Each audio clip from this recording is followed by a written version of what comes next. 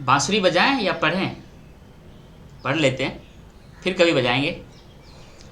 तो फ्रेंड्स, आज जो हमारा चैप्टर है वह है एनसीईआरटी का हिस्ट्री का 6th क्लास का 7th नंबर चैप्टर। इसका जो टाइटल है वह है Ashoka the emperor who gave up war. Friends, सम्राट अशोक के बारे में आप जानते ही होंगे, नाम सुना होगा। उन्होंने युद्ध किया, उसमें विजयी हुए, फिर बाद में घोषणा किया कि वो फिर कभी युद्ध नहीं लड़ेंगे। यही कहानी आज हम इस चैप्टर में जानेंगे। लेकिन इससे पहले आपसे एक मेरा हम्बल रिक्वेस्ट है कि इस वीडियो को बनाने में मेरा बहुत एफर्ट लगता है, इसीलिए आप हमारे इस चैनल को सब्सक्राइब ज़रूर करें। इस वीडियो को अपने दोस्तों के बीच शेयर करें, लाइक करें, कमेंट करें। फ्रेंड्स,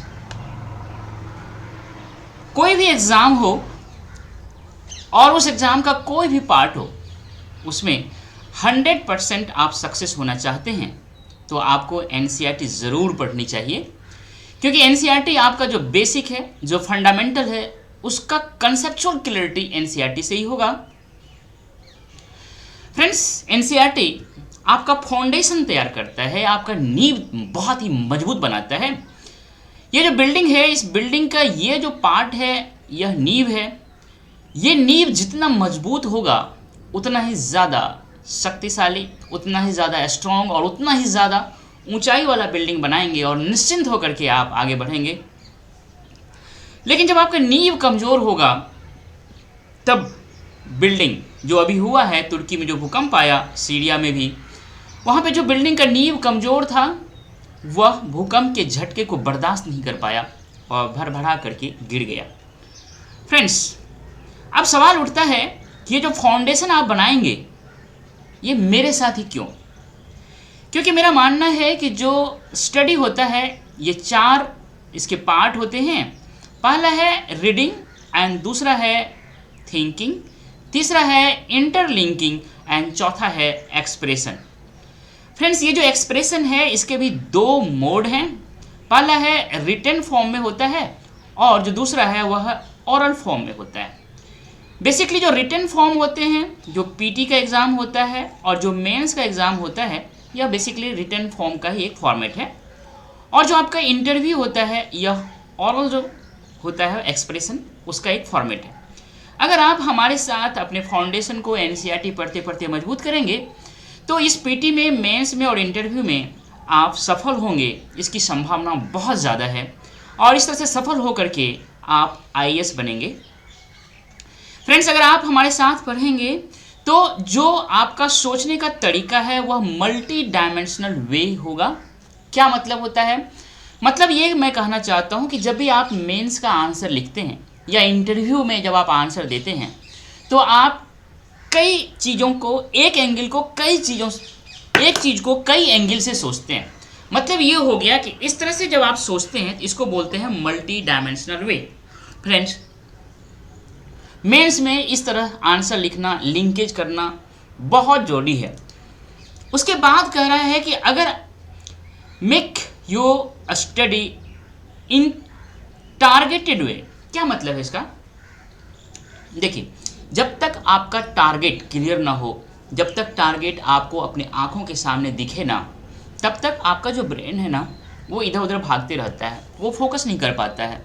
आपका जो अटेंशन है, जो आपका कंसंट्रेशन है, वो बनता नहीं। इसीलिए टारगेट सामने में होना बहुत ज़रूरी है। जब आप मेरे साथ पढ़ेंगे तब मैं आपको कोई भी एनसीईआरटी का चैप्टर शुरू करने से पहले बताऊंगा कि टारगेट क्या होता है और यूपीएससी की तैयारी करते वक्त टारगेट का कितना इंपॉर्टेंस है। इसी प्रोसेस के तहत आज जो चैप्टर हम शुरू कर रहे हैं उसमें जो हमारा टारगेट है, जो हमारा टारगेट होता है वो 3 होता है एनसीईआरटी के चैप्टर पढ़ते वक्त। सबसे पहला जो होता है वो कीवर्ड होता है। हर चैप्टर में कीवर्ड दिए हुए होते हैं, साथ ही साथ क्वेश्चंस दिए हुए होते हैं। हर चैप्टर के पीछे में क्वेश्चंस दिए होते हैं, तो उस क्वेश्चन को भी हम लोग डिस्कस कर लेते हैं पहले ही। और उस चैप्टर में बहुत सारे सब हेडिंग होते हैं और बॉक्सेस होते हैं। उन सारी चीज़ों को हम पहले ही बता देते हैं कि ये हमको देखना है। तो जो कीवर्ड है उसमें empire, capital, province, dhamma, messenger and official. मतलब जब चैप्टर ख़त्म हो तो आप अपने आप को इवेलुएट कीजिएगा कि क्या हमने इन 6 चीज़ों के बारे में जाना या नहीं। मतलब हमको जो इवेलुएट करना है अपने आप को कि हमने क्या क्या जाना है, इसीलिए हमको पहले ये पता होना चाहिए कि हमको क्या क्या जानना है। मतलब टारगेट इसी को हम बोलते हैं। जो दूसरा है हमारा टारगेट वो है क्वेश्चन। चैप्टर के पीछे में जो क्वेश्चंस दिया हुआ है वह क्या क्या है, देखिए, make a list of occupations of the people who lived within Mauryan empire. Mauryan empire के क्षेत्र के अंतर्गत जितने लोग रहते थे उनका जो ऑक्यूपेशंस था, उनका जो पेशा था, उनका जो रोजगार था, उनका जो व्यवसाय था, उनका आपका लिस्ट बनाना है, पहला क्वेश्चन। जो दूसरा क्वेश्चन से ये कहता है कि आपको इस गैप में फिल करना है। तो पहला है officials collected dash from the area under direct control of the ruler. जो मौर्यन एम्पायर के रूलर थे उनके जो डायरेक्ट कंट्रोल में एरिया आता था वहां से ऑफिशियल्स जो कलेक्ट करते थे उसका नाम क्या था, ये भरना है। दूसरा है royal princes often went to province as. उनको जो प्रोविंस भेजा जाता था रॉयल प्रिंसेस को प्रोविंस में, वह किस दायित्व को, क्या दायित्व उसको दिया जाता था। जो तीसरा क्वेश्चन है मतलब सी नंबर है इसी में, Mauryan rulers try to control dash and dash which वो इम्पॉर्टेंट फॉर ट्रांसपोर्ट। उस समय में मौर्यन रूलर क्या क्या को कंट्रोल करता था जो कि उस समय के लिए ट्रांसपोर्ट के लिए बहुत ही इंपॉर्टेंट था। 2 चीज़ है, क्या क्या है वो ध्यान देना है। और इसी में लास्ट दूसरा नंबर का, people in forested region provided the Mauryan officials with. जो मौर्यन ऑफिशियल्स थे उनको फॉरेस्ट एरिया के लोग क्या क्या देते थे, ये सारी चीज़ हमको देखना। अगला जो क्वेश्चन है वह कहता है स्टेट वेदर ट्रू और फॉल्स। आपको बताना है ये सही है या गलत। क्या क्या है, उज्जैन वॉज द गेटवे। जो उज्जैन है या गेटवे है to the north west Indian subcontinent की बात कर रहा हूँ। जब मैं इंडिया की बात करता हूँ एंशिएंट इंडिया में, अर्थात 1947 से पहले जब मैं बात करूं इंडिया की, तो आप समझ लीजिएगा कि मैं उस भारत की बात कर रहा हूं जो अखंड भारत है, अविभाजित भारत है। फ्रेंड्स, तो क्या लगता है कि जो अविभाजित अखंड भारत है उसका गेटवे और किस एरिया का, तो नॉर्थ वेस्ट एरिया का उज्जैन है। यह सही है गलत इसको बतानी है। चंद्रगुप्तास आइडिया और रिटन डाउन इन द अर्थशास्त्र। क्या लगता है, अर्थशास्त्र का जो राइटर है चंद्रगुप्ता है। आगे कहता है Kalinga was the ancient name of Bengal. सही है गलत सब जान जाइएगा, पढ़ने के बाद खट से जवाब दीजिएगा। Most Ashokan inscriptions are in Brahmi script. याद रखिएगा स्क्रिप्ट क्या होता है, लैंग्वेज क्या होता है, ये मैं बता चुका हूँ, इसमें फिर बताऊंगा। यहाँ पे एक वर्ड है मोस्ट। क्या मतलब है मोस्ट, मतलब इसका मतलब है कुछ ऐसा भी होगा जो कि ब्राह्मी स्क्रिप्ट में नहीं है। इन सारी चीज़ों को ध्यान रखनी है। जो अगला क्वेश्चन है, what were the problems that Ashoka wanted to solve by introducing Dhamma.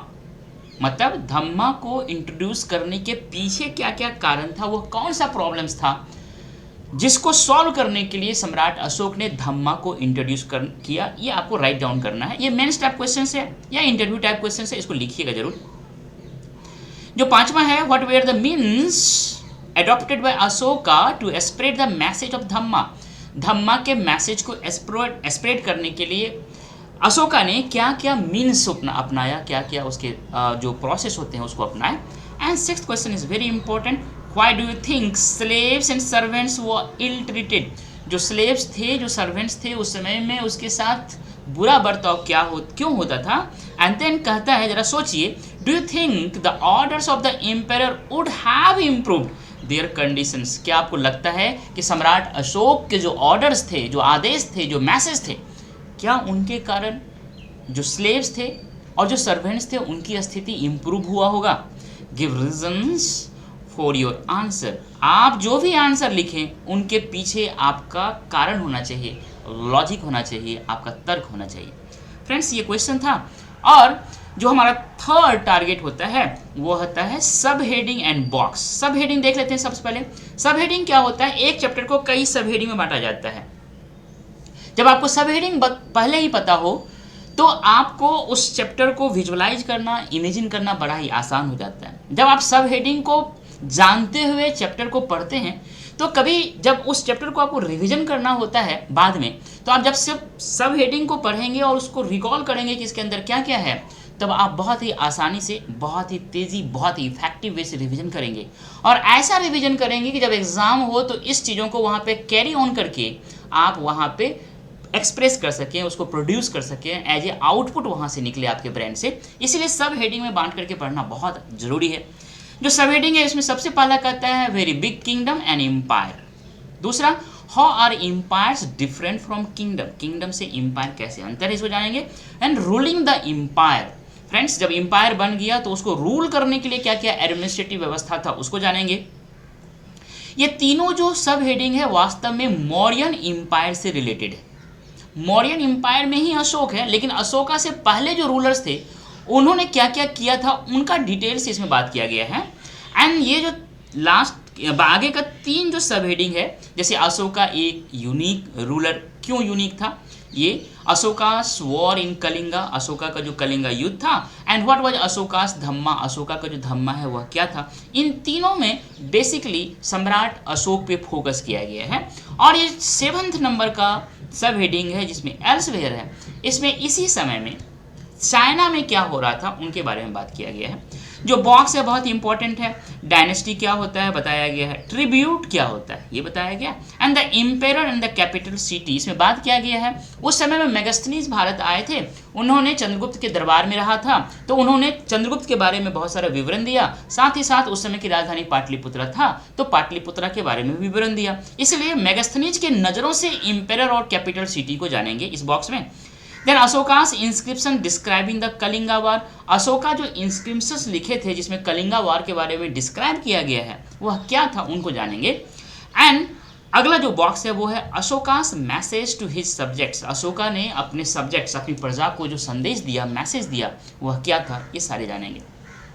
Friends शुरुआत करते हैं। सबसे पहला सब हेडिंग है a very big kingdom and empire, बहुत सुंदर है। देखिए इसका जो बात कहने का जो तरीका है एनसीईआरटी का, कैसे आपको लिंक करते हुए करता है, ये कहता है कि आपके पास क्वाइन होगा, आपके पास रुपया होंगे, उसमें इस तरह का पिक्चर बना होगा।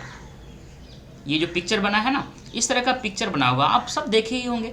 वास्तव में यह पिक्चर यहाँ से लिया गया है। अब ये किया है जिसमें देखिए 4 शेर है, लायन है जो एक पीछे नहीं दिख रहा है, दूसरा यहाँ पे 4 और जानवर है जिसमें 2 पीछे है जो नहीं दिख रहा, बीच में एक चक्र है। याद रखिएगा ये जो जानवर है ये लेफ्ट साइड हॉर्स है और राइट साइड बुल है, और ये जो नीचे वाला है ये कमल है, लोटस है पर उल्टा है। ये चीज़ दिख गया आपको, यही चीज़ हमारा जो रुपया है, जो क्वाइन है उस पर दिखता है। अब कहता है ये आया कहाँ से, कहता है इसका बहुत लंबा इतिहास है, हिस्ट्री है। क्या है तो सारनाथ एक जगह है, पिछले चैप्टर में हम बता चुके हैं सारनाथ, जहाँ भगवान गौतम बुद्ध ने सबसे पहला अपना ज्ञान प्राप्ति के बाद जो सबसे पहला उपदेश दिया इसी सारनाथ में दिया था। तो ये सारनाथ में एक पिलर है, बहुत बड़ा मैसिव स्टोन पिलर है, उस पिलर के ऊपर में इस तरह का जो स्कल्पचर है उसको स्थापित किया गया है। तो यहीं से हमारा जो क्वाइन है, जो रुपीज है, वहाँ पे इनको लिया गया है। ये तो बात हो गया। अब कहता है ये पिलर जो है ये किसका है भैया, कहता है ये सम्राट अशोक का है। तब देखिए सम्राट अशोक कौन है, फिर ये बात आती है। तो सम्राट अशोक वो है जिन्होंने पूरे भारत पे इंस्क्रिप्शंस अपना लिखवाया था, पिलर पे और रॉक पे, रॉक के सरफेस पे। माइनर रॉक था और बहुत ही मेजर रॉक थे और पिलर्स थे। इस तरह से जगह जगह पे उन्होंने इंस्क्रिप्शंस लिखवाए थे, उनका ये निर्देश था कि लिखो, इसीलिए सम्राट अशोक बहुत ही फेमस है। इस तरह से सम्राट अशोक को जानते हैं। लेकिन बात आती है कि सम्राट अशोक ने क्या क्या लिखवाया, क्या क्या हुआ, उससे पहले हमको एम्पायर के बारे में जानना है। और एम्पायर को हम कैसे जानेंगे, सबसे पहले let us see why the kingdom was called an empire. Kingdom जो है उसको एम्पायर हम क्यों कहते हैं, उनका जो किंगडम था, सम्राट अशोक का जो किंगडम था, उनको एम्पायर क्यों कहते हैं, उनका इतिहास क्या है, उससे पहले क्या है उसके किंगडम का इतिहास, एम्पायर का इतिहास, उसको जानना बहुत ज़रूरी है। यही बात यहाँ पे कहा गया है। इन सारी चीज़ों को मैंने यहाँ पे निकाल के रख दिया। इसमें कहता है जो एम्पायर है जो अशोका को मिला, ये वास्तव में उनके पापा फादर से मिला, जिनका नाम क्या था, उनका नाम था बिंदुसार। बिंदुसार कौन थे, तो वे चंद्रगुप्त मौर्य के पुत्र थे। मतलब चंद्रगुप्त मौर्य, बिंदुसार एंड देन सम्राट अशोक। अब बात करते हैं चंद्रगुप्त मौर्य का। चंद्रगुप्त मौर्य ने मौर्य जो वंश है उसकी स्थापना की। चंद्रगुप्त जो मौर्य थे उन्होंने मौर्य डायनेस्टी की स्थापना की। इन्होंने इसका फाउंडेशन किया। कब किया? तो ये बोलते हैं आज से 2300 साल पहले, अर्थात 300 BC के लगभग। और ये लगभग जो डेट जो है इनका पड़ता है 322 BC के लगभग। एग्जैक्ट अगर देखें तो 322 321 BC इसके बारे में कहा जाता है।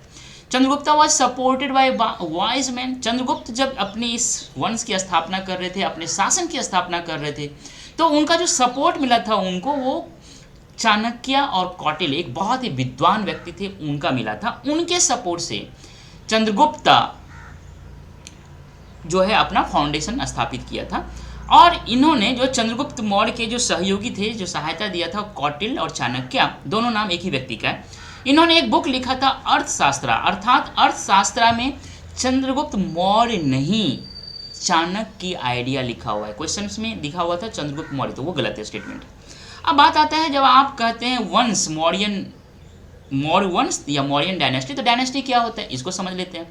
कहता है when members of the same family becomes rulers one after another, ऐसा जो सिस्टम हो जाए तो इसको हम डायनेस्टी कहते हैं। जैसे मौर्यन डायनेस्टी की बात करें तो इसमें जो रूलर्स हुए, चंद्रगुप्ता हुए, उसका सन बिंदुसारा हुआ और उनका सन अशोका हुआ। याद रखिएगा, हम बिंदुसार बोलते हैं, बिंबिसार नहीं बोल रहे हैं। बिंबिसार इससे पहले था, जब हम अजातशत्रु की बात कर रहे थे उसमें, वहाँ पे हम बिंबिसार की बात कर रहे थे। अभी हम बिंदु मतलब डॉट, इसकी बात कर रहे हैं। आगे बात करें, ये है विशाल साम्राज्य। ये जो पिक्चर है मौर्यन डायनेस्टी का, मौर्यन एम्पायर का, वास्तव में यह जो डेट है ये 265 BC का है। तो मैं अभी बता रहा था आपका 322 BC में इसकी स्थापना हुई थी। 368 BC में ये सम्राट अशोक हैं, ये जो है अपने पद पे स्थापित हुए थे। और ये 365 BC का है, तो इसका मतलब ये है कि सम्राट अशोक के समय का ये एम्पायर है। और आप जानते हैं 265 BC का ये पिक्चर है, तो ये आप जानते ही हैं कि इसका मतलब ये है इस समय जो शासक होंगे वो सम्राट अशोक होंगे। और जब ये चंद्रगुप्त मौर्य, जब ये मौर्य वंश जब खत्म हो गया, कब खत्म हुआ? तो ये 185 BC में खत्म हुआ। तो मतलब ये आप देख रहे हैं कि 322 BC से लेकर के 185 जो BC है, यहाँ तक की ये कहानी है। इस पिक्चर को देखिएगा, इसमें मौर्यन डायनेस्टी का ये पिक्चर है। ट्रिब्यूटरीज, ये बड़ा जो एरिया है ट्रिब्यूटरीज है, यहाँ भी ये ट्रिब्यूटरीज एरिया है, tributaries. Capital city Patna. Other city में ये जो स्क्वायर बना हुआ है इस तरह का कहाँ है, तो ये देख लीजिए, ये उज्जैन है, यह पटल्ला है, ये तक्षशिला है, और ये सुवर्णगिरी है, ये तौसली है। ठीक है। उसके बाद कहता है इडिक्ट्स ऑफ अशोका, कहाँ इडिक्ट्स मिला है, इसके बारे में हम डिटेल से बात करेंगे आने वाले मैप में। और बुद्धिस्ट साइंस को देख लेते हैं, सांची। अच्छा, ये भी है मथुरा, एक जो है आपका अदर सिटीज में। जो बुद्धिस्ट साइट्स में सारनाथ भी है, बोध गया है और बारावाड़ा कैव्स है। ये 4 चीज़ को देख लिया आपने, ये बुद्धिस्ट साइट्स है। आगे बात करें, अच्छा एक चीज़ को याद रखिएगा, ये अनुराधापुर, ये श्रीलंका की उस समय राजधानी था। ये बुद्धिस्ट साइट्स है, याद रखिएगा। अनुराधापुर कहाँ है, ये सवाल पूछा जा सकता है। आगे अगर हम बात करते हैं, how empires different from kingdom, ये जो एम्पायर है वह किंगडम से कैसे अंतर है, इसको देखिएगा। लेकिन इससे पहले मैं आपको ये बताना चाहता हूँ किंगडम क्या है। किंगडम तब जब पहुँचते हैं उसका एक जर्नी है। सबसे पहले हम जब ऋग वैदिक पीरियड की बात कर रहे थे तो वहाँ पे हम जन की बात कर रहे थे। उसके बाद लेटर वैदिक पीरियड में हमने जनपद की बात किया था। उसके बाद के फेज में हमने जो है महाजनपद की बात किया, महाजनपद की बात किया। उसके बाद किंगडम की बात किया, और आज जो बात कर रहे हैं हम एम्पायर की बात कर रहे हैं। जब किंगडम बहुत बड़ा हो जाता है, बहुत बड़ा जब किंगडम हो जाता है, ये तो बहुत छोटा है, किंगडम जब बहुत बड़ा हो जाता है तो उसी बड़े किंगडम को हम एम्पायर बोलते हैं। तो मतलब एम्पायर तक आने के लिए हम 4 और अवस्था को जाने हैं। अभी तक का जो हमारा सफ़र है इतिहास में, 6 क्लास के पहले चैप्टर से लेकर के अभी तक जो हम आए हैं, इसमें हम ये सारे जो जर्नी है इनको कवर किया है। इसको याद रखिएगा, लिंक करना है, थिंक करना है इस तरह से, हॉरिजेंटली और वर्टिकली आपको समय के साथ या क्षेत्र के साथ। जब आप वर्टिकली किसी चीज़ को देखते हैं कि कब क्या हुआ था, पास्ट में देखते हैं, समय के साथ देखते हैं, तो वर्टिकली देखते हैं, इसी को बोलते हैं हम टाइम में। और जब हॉरिजेंटली देखते हैं कि पूरे ज्योग्राफिकल एरिया में कहाँ पे क्या था, क्या विस्तार था, तो उसको हम बोलते हैं हॉरिजेंटली देखना। तो वर्टिकली और हॉरिजेंटली, या कहिए आप टाइम एंड स्पेस, इस तरह से आपको देखेंगे, तब आपको इतिहास और ज्योग्राफी बहुत मज़ेदार लगेगा पढ़ने में। समझ में आ गया। अब देखते हैं यहाँ पे, empires need more resources than king. King मतलब किंगडम की बात कर रहा हूँ, because empire are larger than kingdoms. जो एम्पायर होता है वो बहुत बड़ा होता है किंगडम से, और साथ ही साथ एम्पायर को बिग आर्मी चाहिए। किस चीज़ के लिए? तो प्रोटेक्शन के लिए। यही बात देखिए, कितना बड़ा साइज है, बहुत बड़ा साइज है, तो बहुत ज़्यादा रिसोर्सेज चाहिए इसको। साथ ही साथ एम्पायर जो है बहुत बड़ी आर्मी भी चाहिए इसको अपने आप को प्रोटेक्ट करने के लिए। इसीलिए इतनी बड़ी आर्मी है, तो इन दोनों चीज़ों के लिए इनको ऑफिशियल्स चाहिए जो कि टैक्स कलेक्ट कर सके। जो आज IRS रेवेन्यू वाले सर्विस के जितने भी लोग हैं वो जो काम करते हैं, वो उस समय में मौर्यन एम्पायर में भी काम करते थे इस तरह से टैक्स कलेक्शन का। याद रखिएगा, मौर्य एम्पायर से बहुत इंस्पायर्ड है आज का हमारा administrative system. Mauryan administrative system, Mauryan प्रशासन और भारत का आज का प्रशासन बहुत सिमिलरिटी है। फ्रेंड्स, अगर हम आगे बात करें तो कहते हैं अब सिटीज़ की बात करते हैं। मौर्यन एम्पायर, तो अशोका से पहले जो हम मौर्यन एम्पायर की बात कर रहे हैं उसमें हमने सब कुछ देखा अभी तक कि क्या अंतर है किंगडम में और एम्पायर में। अब जब हम एम्पायर की बात कर लिए, मौर्यन एम्पायर की जब बात कर रहे हैं तो वहाँ पे हम सिटीज़ की बात कर रहे हैं, शहर की बात कर रहे हैं। कहते हैं there were several cities in the empire marked with the black dots on the map. देख लें एक बार, ब्लैक डॉट्स देखिए, ये ब्लैक डॉट्स है पाटलिपुत्रा, तक्षशिला और उज्जैन। पूरे मैप में यही 3 ब्लैक डॉट्स से है, मतलब इसी 3 को यहाँ पे इसका पूरा विस्तार से वर्णन किया गया है। पाटलिपुत्रा कहाँ है, तक्षशिला कहाँ है और उज्जैन कहाँ है, इसको ध्यान रखिएगा। ठीक है फ्रेंड्स, आगे अगर हम देखें तो ये जो पाटलिपुत्रा है इसके बारे में बोलता है कि ये तो कैपिटल सिटी है। जब मेगास्थनीज पाटलिपुत्रा के बारे में बात करेंगे तब हम डिटेल से उस समय पाटलिपुत्रा के बारे में जानेंगे। अभी हम आगे चलते हैं, हम तक्षशिला की बात करते हैं। ये जो तक्षशिला है इनके बारे में यहाँ पे ये कहा गया है कि जो इंडियन सब कॉन्टिनेंट का मतलब उस समय के अखंड भारत का जो नॉर्थ वेस्ट वाला एरिया है और जो उस समय सेंट्रल एशिया का पार्ट था, उनका यह गेटवे, मतलब तक्षशिला क्या था तो गेटवे था। इसको एक बार समझ लेते हैं मैप से और बढ़िया से। इस मैप को देखिए, ये जितना आपको दिख रहा है ना, ये रूट रेड, हल्का ग्रीन, इस तरह से हल्का ब्राउनिश वाइट है ना, ये सारे को देखिएगा। जो ट्रेडर्स थे उस समय के, चाइनीज हो, इंडियन हो, पर्शियन हो, मतलब ये चाइनीज है, ये इंडियन ट्रेडर्स है, ये पर्शियन है, ये अरेबिक है और ये पे आपका ग्रीक है और ये पूरा रोमन है। इस तरह के जितने भी ट्रेडर्स थे, इन सारे ट्रेडर्स के बीच में जो माल था, जो गुड्स था, उसका आपस में एक्सचेंज होता था इन सारे रूट्स के द्वारा।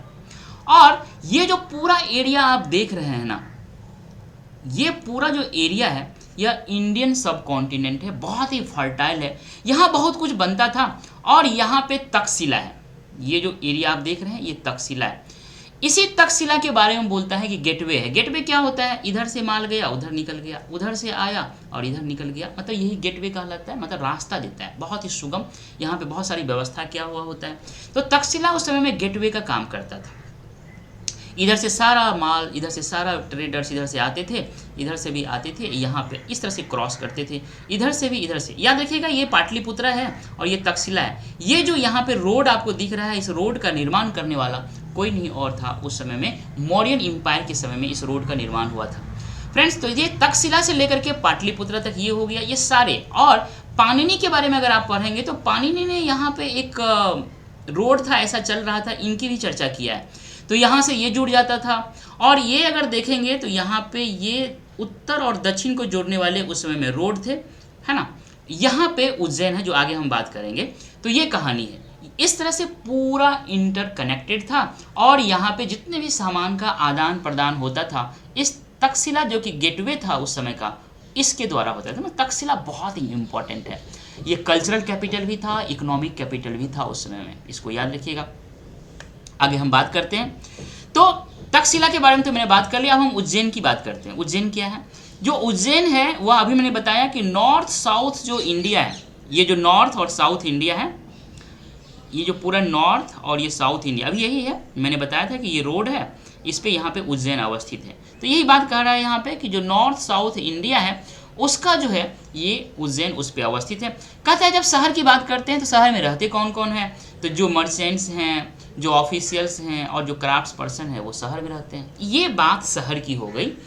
आगे अगर हम बात करें तो ये विलेजर्स की बात करते हैं, जो गांव में लोग रहते हैं उनकी बात करता है कि मौर्यन एम्पायर में कौन कौन लोग रहते थे। तो जो विलेजर्स, जो विलेज में रहते थे, तो वो फार्मर्स होते थे, वो हर्डर्स होते थे। याद रखिएगा, एक क्वेश्चन था ऑक्यूपेशन से रिलेटेड। तो सिटीज में जो रहते थे उनका क्या ऑक्यूपेशन था, और जो विलेज में रहते थे उनका क्या ऑक्यूपेशन था। क्लियर हो गया, फार्मर्स एंड हर्डर्स थे। साथ ही साथ बोलता है कि इसके अलावा सेंट्रल इंडिया का भी बहुत सारा पार्ट था जो कि बिल्कुल ही फॉरेस्टेड एरिया था, है ना।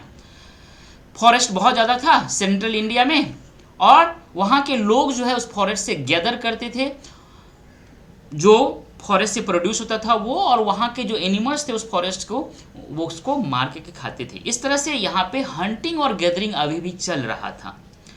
इसका मतलब ये हो गया कि ये इतना बड़ा एम्पायर था, तो शहर को देखा, विलेज को देखा और फॉरेस्ट एरिया देखा, इतना ज़्यादा लोग इस तरह इस एरिया में रहते थे। तो डिफरेंट लोग थे, डिफरेंट भाषा था, डिफरेंट फूड था, डिफरेंट क्लोथ्स था, मतलब डाइवर्सिटी बहुत ज़्यादा था। इसका मतलब क्या हो गया कि वहाँ पे बहुत ज़्यादा डाइवर्सिटी है। तो डाइवर्सिटी के कंसेप्ट को समझिएगा, दो वर्ड समझिएगा, दो फ्रेज समझिएगा। एक होता है यूनिटी इन डाइवर्सिटी, और दूसरा होता है diversity in unity. Unity in diversity का क्या मतलब होता है, कहता है कि डाइवर्सिटी बहुत ज़्यादा है, उसमें यूनिटी खोज रहे हैं आप। यूनिटी इन डाइवर्सिटी मतलब डाइवर्सिटी इज अ प्रायोरिटी, और उसमें आप यूनिटी बनाने की कोशिश कर रहे हैं। डाइवर्सिटी इन यूनिटी का मतलब होता है यूनिटी इज प्राइमरी, यूनिटी है और उसके बावजूद भी उसमें डाइवर्सिटी है। इसको समझिएगा कि भारत किस कैटेगरी का है। भारत वास्तव में डाइवर्सिटी इन यूनिटी है। यहाँ पे हमेशा से ही कल्चरल यूनिटी रहा है, उसमें डाइवर्सिटी हुआ है। यहाँ पे डाइवर्सिटी था और यूनिटी बना रहे हैं। ये जो बोलता है ना बनता हुआ भारत या भारत का निर्माण, ये कंसेप्ट बिल्कुल बेकार है, गलत है। मेकिंग इन इंडिया फालतू का चीज़ है, ये वेस्टर्न कंसेप्ट है। वेस्टर्न कंसेप्ट से इंडिया को मत देखिए, इंडिया को इंडिया के कंसेप्ट से देखेंगे तब समझ में आएगा कि हमारे यहाँ डाइवर्सिटी इन यूनिटी था। यूनिटी था, उसके बाद हम लोग डाइवर्सिटी में भी बिलीव करते थे। यही बात है, यही मैं यहाँ आप समझाना चाहता हूँ यहाँ पे फ्रेंड्स। आगे अगर हम बात करें, देखिए ये जो मैप था उसमें क्या है, इस मैप को देख लेते हैं। कई बार मैप से सीधे क्वेश्चन उठा के दे देता है। इसमें क्या कह रहा है डिस्क्रिप्शंस में, the place where inscriptions of Ashoka have been found are marked with red dots. ये जो रेड डॉट्स है ये अभी देखेंगे, ये वास्तव में अशोका का जो इंस्क्रिप्शंस जहाँ जहाँ से मिला है उस जगह को यहाँ पे दर्शाने के लिए रेड डॉट्स दिया गया है। कहता है these were included within the empire. Name the countries where Ashoka's inscriptions have been found. Which Indian states were outside the empire. आप ये जो देख रहे हैं ना, ये पाकिस्तान और अफगानिस्तान में है। ये कह रहा है कि ये दोनों उस समय में अखंड भारत के पार्ट थे। मतलब ये कह रहा है कि उस समय भारत जो है एक यूनिफाइड था, अखंड था, अविभाजित था। अब हम देख लेते हैं ये साइट्स का नाम। अब हम चलते हैं इधर से, हम हमेशा क्लॉकवाइज चलें। तो देखिए ये है धौली, अभी जो उड़ीसा है, ये है जूनागढ़ अभी उड़ीसा में, ये येरागुडी, ब्रह्मगिरी, मास्की, सन्नती और शोपड़ा। मतलब दो ये, चार ये, ऐसे खंड खंड में देखना है तो आसान हो जाता है। गिरनार में गुजरात में है, एक ये हो गया। अब हम चलते हैं अफगानिस्तान, तो ये कंधार है और ये लंपक है। अब चलें पाकिस्तान, जो आज का पाकिस्तान, ये है शहबाजगढ़ी और ये है मनसेहरा। अब आते हैं हम दिल्ली के आसपास। दिल्ली के आसपास में ये है कलसी, मेरठ, बहापुरा और टोपरा, चार यहाँ हो गया। अब हम आते हैं इलाहाबाद के आसपास, यहाँ तीन है, इलाहाबाद, कौशाम्बी और सारनाथ। अब आते हैं हम पाटलिपुत्रा के आसपास, तो ये लौरिया अरराज, रामपुरवा और लुम्बनी, तीन इधर हो गया, और एक है ये गुर्जरा। इस तरह से हमने आपको दिखाया। अब तीन और बच गए हैं, एक है रूपनाथ, सांची एंड पनगुररिया। ये तीन को याद रखिएगा ऐसे। इस तरह से याद करना बहुत ही आसान हो जाता है। ठीक है फ्रेंड्स, ये हमने आपको बताया कि इंस्क्रिप्शंस जहाँ जहाँ पाए गए हैं वो। आगे अगर हम बात करें, अब कहते हैं रूलिंग द एम्पायर। अभी तक तो हमने पूरे एम्पायर के बारे में बताया। अब हम बात करते हैं एम्पायर का रूल कैसे होता था, प्रशासन कैसे होता था। कहता है जो पाटलिपुत्रा के अराउंड एरिया है, मतलब ये मान लीजिए पाटलिपुत्रा है तो इसके जो चारों बगल का एरिया होगा, ये जो है यहाँ पे बोलता है यहाँ पे डायरेक्ट कंट्रोल था, है ना। तो जो डायरेक्ट कंट्रोल वाला एरिया होगा वहाँ पे ऑफिशियल्स को नियुक्त करके वहाँ का शासन प्रशासन चलाया जाता था। ये ऑफिशियल्स जो नियुक्त होता था वो जो टैक्स होते थे उसको कलेक्ट करता था, मतलब जो डायरेक्ट रूल एरिया है इंपेरियर का, वहाँ पे टैक्स कलेक्शन जो है वो ऑफिशियल्स करते थे। फिल इन द ब्लैंक्स पे है, यहाँ पे टैक्स भरनी है, टैक्स वर्ड को वहाँ पे फिल करना है। साथ ही साथ जो रूलर्स के आदेश को नहीं मानता था उनको पनिश करने का अधिकार भी इस ऑफिसर्स को दिया गया था। याद रखिएगा, आज के दौर में कोई अधिकारी पनिश नहीं कर सकता, वो पनिश करने का अधिकार जज को ही है। साथ ही साथ इस ऑफिशियल्स को सैलरीज दिया जाता था। ये तो ऑफिसर्स की कहानी होगी। साथ ही साथ बहुत सारे मैसेंजर्स होते थे जो संदेश को इधर से उधर उस समय में करते थे इस डायरेक्ट कंट्रोल एरिया में। साथ ही साथ स्पाइस अर्थात गुप्तचर भी होते थे। ये गुप्तचर जितने भी अधिकारी होते थे या मैसेंजर्स होते थे उन पे नज़र रखते थे। बहुत अच्छा मैकेनिज्म था। और इन सब पे नज़र रखने के लिए जो राजा था वह इन सब को सुपरवाइज करता था। किनके सहयोग से? तो जो रॉयल फैमिली के मेंबर्स होते थे उनके सहयोग से, और जो सीनियर मिनिस्टर्स होते थे उनके सहयोग से इन सब पे सुपरवाइज करते थे, निगरानी रखते थे। यही बात इसमें कहा गया है। इस तरह से देख रहे हैं कितना सुंदर मैकेनिज्म है, इसको सबको एस्टेब्लिश किया है। आगे बात करते हैं। आप तो डायरेक्ट जो कंट्रोल था उसकी बात किया, इसके अलावा बहुत सारे प्रोविंसेस थे, है ना। जो प्रोविंस थे उनको प्रोविंस का जो कैपिटल था वहाँ से उसका शासन होता था। जैसे हमने बात किया तक्षशिला का और उज्जैन का, ठीक है। जो तक्षशिला और उज्जैन है वो प्रोविंशियल कैपिटल थे, ठीक है, इसको याद रखिएगा। तक्षशिला और जो उज्जैन है वो प्रोविंशियल कैपिटल थे। यहाँ पे some amount of control Pataliputra से होता था, कुछ अमाउंट पे। यहाँ पे जो रॉयल प्रिंसेस थे वो इस प्रोविंस के जो गवर्नर बना के भेजा जाता था। याद रखिए ये सवाल है कि रॉयल प्रिंसेस को जो प्रोविंस से भेजा जाता था उनको कौन सा पोस्ट दिया जाता था, तो गवर्नर बना के भेजा जाता था। जो मेन थिंग है वह यह है कि वहाँ पे जो लोकल कस्टम्स और रूल्स थे उस प्रोविंशियल एरिया में उनके द्वारा वहाँ पे शासन होता था। उनको बहुत ज़्यादा मान्यता मिली हुई थी। उनमें छेड़छाड़ जो सेंटर के जो इम्पेरर थे वो नहीं करते थे। ये बात समझ में आ गई। यही बात इस पैराग्राफ में कहा गया है। आगे कहते हैं कि ये तो आपने देख लिया कि vast area between the centres के बारे में जरा बात कर लीजिए। आपने जो पाटलिपुत्र के चारों बगल एरिया है उनकी बात कर लिया, आपने जो प्रोविंसेस है उनकी बात कर लिया। अब प्रोविंस, दो प्रोविंस के बीच का भी तो एरिया होगा, वो कैसे रेगुलेट होता था? तो कहता है उसके बीच में जो रोड्स थे, उस एरिया में जो रोड और रिवर्स थे उन पे कंट्रोल कर लेते थे। और उसे क्या होता था, वो रोड जो मेन इंपॉर्टेंट था वो ट्रांसपोर्ट का मीन्स था। साथ ही साथ वहाँ पे जो भी रिसोर्सेज होते थे उनको कलेक्ट करने के लिए यह कंट्रोल बहुत ही ज़रूरी था। कैसे कलेक्ट होता था? या तो टैक्स के रूप में कलेक्ट होता था रिसोर्सेज, या तो ट्रिब्यूटरीज के रूप में कलेक्ट होता था। अब ट्रिब्यूटरीज क्या होता है उसको देख लेते हैं।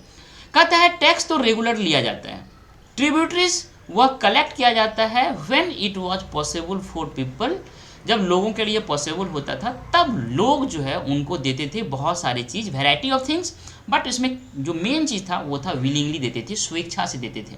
जो टैक्स था वो रेगुलर देता था, वो कंपल्सन था। तो there is a great difference between tax and tributaries. जो ट्रिब्यूटरीज है वह विलिंगली था और जो टैक्स था वो कंपल्सन था। टैक्स जो है कंपल्सरी था एज वेल एज वो रेगुलर लिया जाता था।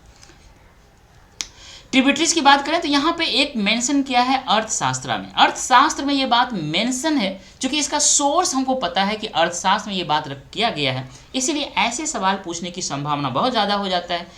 अर्थशास्त्र में ये बात कहा गया है कि जो नॉर्थ वेस्ट वाला एरिया है वहाँ ब्लैंकेट के लिए बहुत फेमस था, और जो साउथ इंडिया है वह गोल्ड और स्टोन के लिए फेमस था। ये दोनों एरिया बहुत ही फेमस था, इसीलिए यहाँ पे ट्रिब्यूटरीज के रूप में ये लोग गवर्नमेंट को देते थे, यही सब चीज़ देते थे। आगे अगर बात करें, अब आता है फॉरेस्ट रीजन की बात करते हैं। फॉरेस्ट रीजन, अब हम आ गए हैं फॉरेस्ट रीजन में कैसे रूल एंड रेगुलेशन चलता था। कहता है ये मोर और लेस इंडिपेंडेंट ही था। याद रखिएगा आज जो हमारा संविधान है उसमें 5th और 6th शेड्यूल जो है उसमें भी लगभग सेम प्रोविजंस है, ठीक है। इसमें सिर्फ ये एक्सपेक्ट किया जाता था कि जो फॉरेस्ट में रहते थे, फॉरेस्ट का जो प्रोड्यूस होगा, चाहे एलिफेंट हो, टिम्बर हो, हनी हो या वैक्स हो, वो जो मॉरियन ऑफिशियल्स है उनको दे, इतना ही एक्सपेक्टेशंस होता था। मोर और लेस इंडिपेंडेंट होता था। आगे अगर हम बात करें, ये चंद्रगुप्त मौर्य के दरबार में जो मेगास्थनीज आए थे, इन्होंने उस समय में इंपेरर के बारे में और पाटलिपुत्रा के बारे में जो विवरण दिया है उसी को इस बॉक्स में लिखा गया है। तो अब बात करते हैं ये जो मेगास्थनीज है ये कौन है। वास्तव में मेगास्थनीज सेल्यूकस निकेटर करके एक राजा थे वेस्ट एशिया में। ये ग्रीक रूलर थे, इनका एम्बेसडर था, चंद्रगुप्त मौर्य के दरबार में आया था। इन्होंने बहुत सारे अकाउंट लिखा है, जो आंखों देखी हाल है उनको लिखा है, इसीलिए इसका डिस्क्रिप्शन बहुत ही इंपॉर्टेंट हो जाता है मौर्यन एम्पायर को जानने के लिए। ये कहते थे कि ये जो उस समय में बताया है कि जो राजा होता था उनको जब जनता से मिलना होता था तो वो ग्रांड रॉयल प्रोसेशंस निकलता था, है ना, पब्लिक के बीच में। प्रोसेशन मतलब शोभा यात्रा है, राजसी शोभा यात्रा होता था। इसमें कहता है कि जो राजा होता था वो जो पालकी पे बैठते थे वो पालकी सोना का बना होता था, और राजा का जो सुरक्षा प्रहरी करने वाला थे गार्ड, वह जो हाथी होता था जो कि सोना और चांदी से सजा हुआ हाथी था, उस पे वो उसके गार्ड उस पे चढ़ते थे।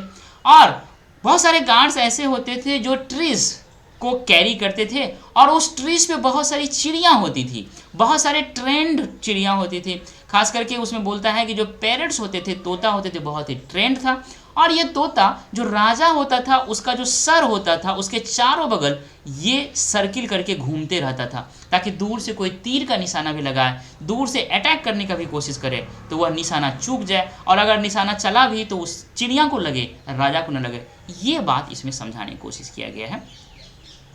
साथ ही साथ बोलता है कि जो राजा होता था उनका जो गार्ड होता था वो वुमेन गार्ड से सराउंडेड होते थे। याद रखिएगा, बहुत इंपॉर्टेंट चीज़ है ये, पीटी के फैक्ट से पॉइंट्स व्यू से और मेंस में भी लिख सकते हैं।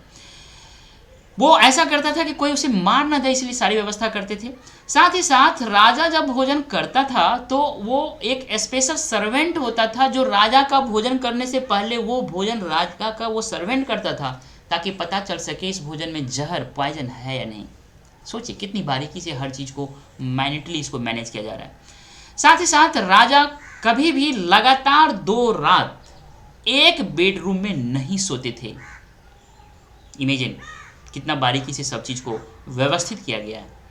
आगे अगर देखें, मेगास्थनीज बोलते हैं पाटलिपुत्रा के बारे में। क्या बोलते हैं पाटलिपुत्रा के? बहुत ही लार्ज, बहुत ही ब्यूटीफुल सिटी था, सराउंडेड बाय मेसिव वॉल, पूरा बहुत बड़े वॉल से इसको चारों वॉल से सराउंडेड करके घेरा गया था। और ये जो वॉल थे, मेसिव वॉल थे, इसमें लगभग 570 टावर्स थे और 64 गेट्स थे। ये 2 फैक्ट्स को याद रखिएगा, फैक्ट एंड फिगर को, क्योंकि मेगास्थनीज ने इसका विवरण किया है। यहाँ पे जो हाउसेस बने हुए थे वो 2 या 3 मंजिला था, और ये जो बना हुआ था ये लकड़ी और मड ब्रिक का बना हुआ था। मड ब्रिक देखिए 2 तरह के ब्रिक होते हैं, एक मड ब्रिक होता है और एक बाइक्ड, मतलब जो आग में पका करके जो ईंटा बनाया जाता है उसको इस तरह से कहता है पका हुआ ईंट। तो ये मड ब्रिक से बना हुआ था, याद रखिएगा, ये इसमें मेंशन है mud brick. The Kings place also the wood, जो किंग का प्लेस था वो लकड़ी का बना हुआ था, और जगह जगह पे इस लकड़ी के बने हुए पैलेसेस में डेकोरेशंस के लिए पत्थर पे बहुत सुंदर नक्काशी करके बहुत ही सुंदर मूर्ति बना करके इस महल को सजाया गया था। यही बात इसमें कहा गया। कहता है जरा बताइए स्पेशल सर्वेंट क्यों था जो खाता था? सोच सकते हैं। साथ से बोलता है पाटलिपुत्रा और मोहनजोदड़ो, इन दोनों में कंपैरेटिव स्टडी करने के लिए पाटलिपुत्रा, मोहनजोदड़ो के बारे में आपको ऑलरेडी बता चुका हूँ। देखिए मतलब कैसे इंटरलिंक किया जा सकता है, कैसे आपको विजुलाइज करना सिखाता है, ये सब जब सीख जाएंगे तो बहुत आसान होगा हिस्ट्री पढ़ना। आगे अगर हम बात करें, अब बात करते हैं हम अशोका का। मौर्यन एम्पायर के बारे में हम बात कर लिए, पूरा हमको एक समझ आ गया। अब हम अशोका की बात करते हैं जो मौर्यन एम्पायर का रूलर था, 3rd रूलर था। यूनिक क्यों था? सबसे पहले अगर आपको यूनिक समझना है तो यूनिक को समझिए। जैसे मान लीजिए कि वेस्टर्न कंट्रीज कहता है कि हम डेवलप हैं तो हम डेवलप हैं, और अपने आप को नंबर देता है, तो कहता है जो फर्स्ट होगा वो बेस्ट होगा, जो सेकेंड होगा, 3rd होगा, 4th होगा ये बेटर होगा, और जो 5th होगा या 6th होगा ये गुड होगा, और ये जो है बिलो एवरेज होगा, है ना। तो ये नंबर दे करके अपने आप को जज करता है। मतलब डेवलप्ड एंड ग्रोथ, डेवलपमेंट और ग्रोथ के बेसिस पर वेस्टर्न कंट्रीज अपने आप को इस तरह से मेजर करता है। लेकिन भारत कहता है, या भारत का जो मेजरमेंट का स्केल है वो बोलता है कि देखो जो इकोनॉमिक ग्रोथ है वो तो है ही है, साथ ही साथ स्पिरिचुअलिटी भी हमारे लिए बहुत मायने रखता है। तो भारत में स्पिरिचुअलिटी जो है ये बहुत मायने रखता है, इसीलिए भारत वेस्टर्न कंट्रीज के कंपेयर में एक यूनिक कंट्री हो जाता है ना। ये स्पिरिचुअलिटी भारत को एक यूनिक कंट्री का दर्जा देता है, यही यूनिक होता है। मतलब इस स्केल में 1 to 10 की स्केल में भारत कहीं अपने आप को नहीं रखता, बोलता है कि हाँ हम अमीर तो हैं, साथ साथ हम स्पिरिचुअल भी हैं। आप में स्पिरिचुअलिटी का बहुत कमी है, हमारे अंदर स्पिरिचुअलिटी बहुत ज़्यादा है। तो ये स्पिरिचुअलिटी इंडिया को बिल्कुल एक यूनिक कंट्री का दर्जा देता है। यही बात अगर समझ लें तो आप यूनिक को समझ लेंगे। ठीक है, अब बात करते हैं यूनिक रूलर क्या है। कहता है मोस्ट फेमस रूलर है अशोका। क्यों? क्योंकि वह जो अपने प्रजा थे उनको जो अपनी संदेश देना था वह इंस्क्रिप्शंस के थ्रू दिया, इसीलिए यह यूनिक रूलर है। अशोका का जो इंस्क्रिप्शंस है, मोस्ट ऑफ द अशोकास इंस्क्रिप्शंस, उसको ब्राह्मी स्क्रिप्ट में लिखा गया है और प्राकृत भाषा में लिखा गया है। तो लिखा जाना मतलब जब भी आप कुछ लिखते हैं ना तो वो दो चीज़ में लिखते हैं, या तो आप अल्फ़ाबेट के रूप में लिखते हैं या साइन के रूप में लिखते हैं। जैसे जो आपका जापानीज है, चाइनीज है, कोरियन है, ये जो है आपका साइन के फॉर्म में लिखा रहता है, और जो हिंदी है, इंग्लिश है, ये अल्फ़ाबेट के रूप में लिखा रहता है। तो ये जो लिखा हुआ है, ये रिटन फॉर्म में जो कुछ भी होता है वह स्क्रिप्ट कहलाता है। जो लिखा होता है उसको जब आप पढ़ते हैं, सुनते हैं या समझाते हैं दूसरे को बोल करके, या कोई और बोलता है तब जो सुनते हैं, वो एक लैंग्वेज या बोली का रूप लेता है। So there is a great difference between language and the script. Clear हो गया? तो ये स्क्रिप्ट है ब्राह्मी और भाषा है प्राकृत। ये उल्टा पुल्टा कर देता है एग्जाम में, इसीलिए अलर्ट रहिएगा। अब बात आता है अशोकास वॉर इन कलिंगा। अशोका जो कलिंगा वॉर है उसकी बात करता है। कलिंगा क्या है इसको समझ लेते हैं। कहता है कि जो ancient name of coastal Orissa, इसको अगर आप देख लीजिए, ये आपका कलिंगा है। आज का जो उड़ीसा का जो कोस्टल वाला पार्ट है उसी को उस समय में कलिंगा कहा जाता था। कहता है अशोका यहाँ पे युद्ध लड़ा, इसको जीत लिया, लेकिन वह इसमें बहुत ही ज़्यादा भयभीत हो गया, मतलब बहुत ही द्रवित हो गया था, क्योंकि उन्होंने जो युद्ध में वायलेंस देखा और जो रक्त रंजित अवस्था देखा लोगों का, उससे decided not to fight any war. मतलब अब आगे से कोई युद्ध नहीं लड़ेगा इनका। उन्होंने कलिंगा वॉर में जो नरसंहार हुआ था उसको देख करके जो द्रवित हुआ, उसमें इन्होंने कहा कि अब आगे से कभी युद्ध नहीं लड़ूंगा। ये सीन देख रहे हैं, बहुत ही द्रवित हो चुके हैं, भाव विह्वल हो चुके हैं, इतना नरसंहार मेरे कारण से। फ्रेंड्स आगे अगर देखें, अब कहते हैं Ashoka's inscriptions describing the Kalinga war. ठीक है, तो अशोका का इंस्क्रिप्शंस है, इंस्क्रिप्शंस का नाम है मेजर रॉक एडिक्ट 13। इसमें कलिंगा वॉर के बारे में बात किया गया है। इसमें क्या क्या कहा गया है? कहता है जब राजा बना, राजा बनने के 8 साल के बाद उन्होंने इस युद्ध को जीता था। कलिंगा वॉर जो था वो जीता था। बहुत लाखों लोग मारे गए, लाखों लोग घायल हुए, और उसके कारण मेरा हृदय बहुत ही ज़्यादा द्रवित हो गया, मैं दुखी हो गया। क्यों? फिर से बोलता है कि जब भी आप किसी इंडिपेंडेंट एरिया को कॉन्क्वेर करते हो तो लाखों लोग मारे जाते हैं, लाखों लोगों को बंदी बनाया जाता है। जो ब्राह्मण्स है, जो मॉन्क्स है, वो भी, उनको भी मृत्यु प्राप्त हो जाता है। कहता है ऐसे लोग जो अपने रिलेटिव्स के, जो अपने फ्रेंड्स के, जो अपने स्लेव्स एंड सर्वेंट्स के या अपने के प्रिय हैं, ऐसे लोग जो अपने प्रिय हैं अपनों का, वो मारे जाते हैं। इसीलिए मैं बहुत दुखी हूँ। That's why I am sad. मैं बहुत दुखी हूँ और मैं ये निर्णय लेता हूँ कि अब हम धम्म का पालन करेंगे। यही बात इसमें कहा है। क्यों दुखी हैं? ये दुखी हैं, युद्ध हुआ है, नरसंहार हुआ है, और बोला अब हम धम्म का पालन करेंगे। यही बात इस पूरे पैराग्राफ में कहा गया। आगे इसी जो बॉक्स है उसमें कहता है I believe that winning people over through dhamma is much better than conquering them through force. याद रखिएगा, विनिंग एंड कंक्वेरिंग मतलब ये है कि अगर आप किसी के दिल और दिमाग को प्रभावित करके जब जीत लेते हो, वह जो है उसको धम्म का नाम दिया गया है। ये जो है जब आप किसी को बाय फोर्स कंक्वेयर करते हो, ताकत दिखा करके किसी के शरीर को कब्जा करते हो, तो कहते हैं ये उतना इफेक्टिव नहीं है, इसलिए मैं इसको छोड़ रहा हूँ, इसको अपना रहा हूँ। I am inscribing this message for the future. कहता है ये जो मैं मैसेज आपको यहाँ पे इंस्क्राइब कर रहा हूँ, लिखवा रहा हूँ, मैं फ्यूचर के लिए करवा रहा हूँ, ताकि मेरे सन या मेरे जो पोता है वह युद्ध के बारे में ना सोचे, वह धम्म के बारे में सोचे। धम्म का कैसे विस्तार हो उनके बारे में वो नए नए प्लान करे। यहाँ पे है how did the Kalinga war bring about a change Ashoka's attitude. याद रखिएगा एटीट्यूड क्या होता है, एटीट्यूड का मतलब होता है मन स्थिति, अभिरुचि, और यहीं पे एक वर्ड आता है अप ये एप्टीट्यूड। एप्टीट्यूड क्या होता है, वो होता है आपकी रुचि, है ना। तो जो एटीट्यूड है वो आपका मनोदशा है, आपकी भाव स्थिति है, आपकी मानसिक स्थिति है, आप कैसे, आपका दृष्टिकोण है, ये आपका एटीट्यूड है। जो एप्टीट्यूड है वो आपकी रुचि है, आपका इंटरेस्ट है। क्लियर।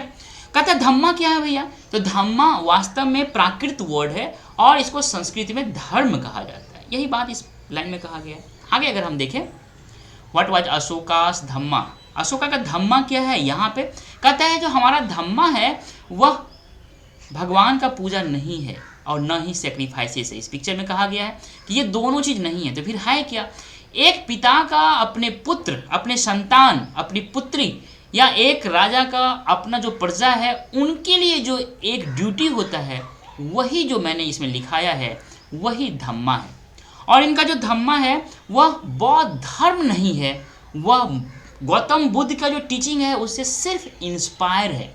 देखिए 100% धम्म का ये जो धम्मा है, धम्मा का बौद्ध धर्म का होना और धम्मा का इंस्पायर्ड होना बुद्ध धर्म से, दोनों में अंतर है। तो ये इंस्पायर्ड है, इसको याद रखिएगा।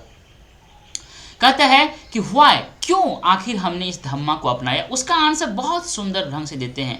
There were numbers of problems that troubled him, हमारे साम्राज्य में बहुत सारे, हमारे राज्य में बहुत सारे प्रॉब्लम्स थे जो हमें बहुत ज़्यादा चिंतित कर देता था। क्या क्या प्रॉब्लम्स है कि हमारे यहाँ बहुत सारे रिलीजियंस हैं और बहुत सारे रिलीजन में डिफरेंसेस हैं और उसके कारण कन्फ्लिक्ट भी होता है। हमारे देश में, हमारे राज्य में जो जानवर हैं उनका सेक्रीफाइसेस होता है, जो स्लेव्स हैं और सर्वेंट्स हैं उनके साथ बहुत ही बुरा बर्ताव होता है, और जो लोग अपने फैमिली में और अपना जो पड़ोसी होता है उनके साथ झगड़ते रहते हैं। इसके कारण मैं दुखी हूँ। तो व्हाई का आंसर मिल गया।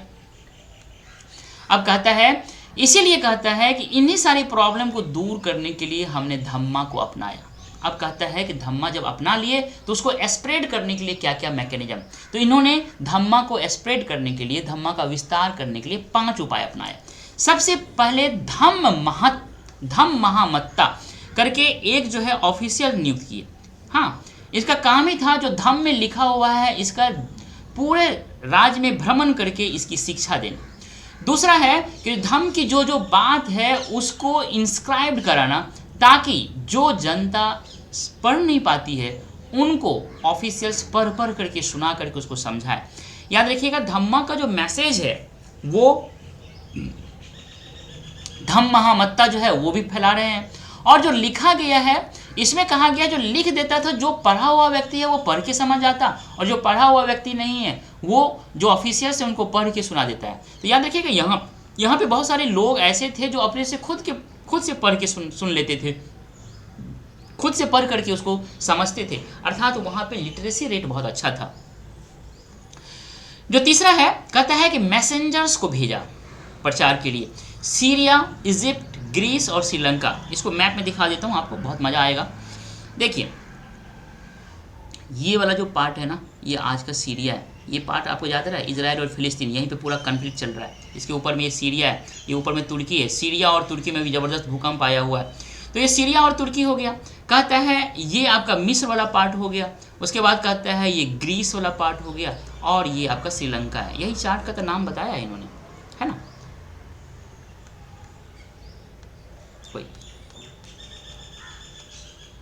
हाँ, सीरिया, इजिप्ट, ग्रीस और श्रीलंका।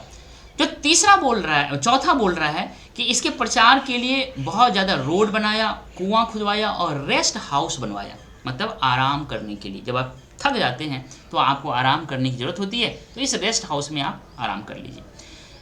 इसके बाद जो 5वां है ये मतलब अजूबा है, अनोखा है। आप अपने आप पे गर्व करेंगे कि आप का जो सभ्यता और संस्कृति के, जिस सभ्यता और संस्कृति के वारिस हैं वो इतना रिच है, इतना इनरिच है। सम्राट अशोक ने न सिर्फ ह्यूमन के लिए बल्कि एनिमल का जो ट्रीटमेंट होता है उनके लिए भी मेडिकल फैसिलिटीज़ अवेलेबल कराया। समझिए, उस समय में मेडिकल फैसिलिटीज़ का अवेलेबल कराना बहुत बड़ी बात है। आगे बढ़ें, ये तो हमने आपको बता दिया। अब बात करते हैं, एक पिक्चर है वह रामपुरवा बुल की बात करता है। यहाँ पे रामपुरवा बुल। ये कहता है फाइनली पॉलिश्ड स्टोन स्कल्पचर है। ये जो बुल है वास्तव में it is a symbol of progeny and fertility, इसको याद रखिएगा, लिंक करता है बुल से। ये रामपुरवा कहाँ पे है? आज का जो पश्चिमी चंपारण है, बिहार का एक डिस्ट्रिक्ट, वहाँ पे अवस्थित है। और इसको जो बनाया गया है फाइनली स्किल्ड है, मतलब इसको बनाने वाले जो भी स्कल्पचर बनाने वाले थे बहुत ही स्किल्ड थे। अगर आप इस पर हाथ देंगे तो बहुत ही स्मूथ होगा, बहुत ही पॉलिश्ड है ये।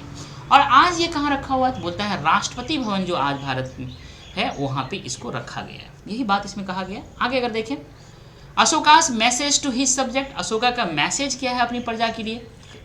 यहाँ पे देखिए क्या कहता है कि जब भी आपके घर में कोई बीमार होता है, बच्चा जन्म लेता है, उनकी शादी होती है या कहीं आप जाते हैं तो बहुत सारे अनुष्ठान करते हैं, रिचुअल्स करते हैं। कहते हैं कि this rituals are not useful, वास्तव में ये रिचुअल है ये यूजफुल नहीं है, सम्राट अशोक कह रहे हैं।